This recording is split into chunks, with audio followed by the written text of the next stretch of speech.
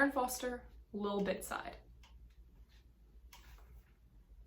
1979, a long bus trip to upstate New York.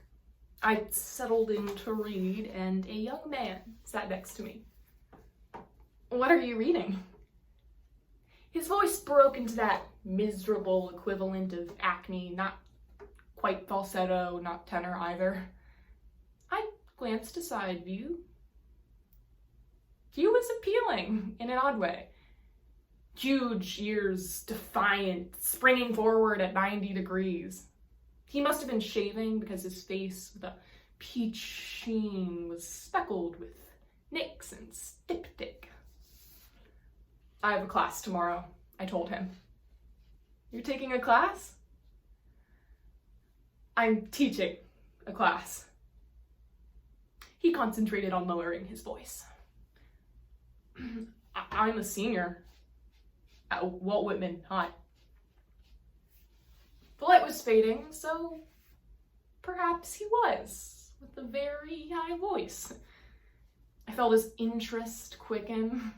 5 steps ahead of the hopes in his head, I slowed down, waited, pretended surprised, acted at listening, all the while knowing we would get off the bus. He would just then seem to think to ask me to dinner, chivalrously insist on walking me home. He would continue to converse in the street until I would casually invite him up to my room, and I was only into the second moment of conversation and I could see the whole evening before me. Dramaturgically speaking, after the faltering and slightly comical first act, there was the very briefest of intermissions and an extremely capable and forceful and sustained second act.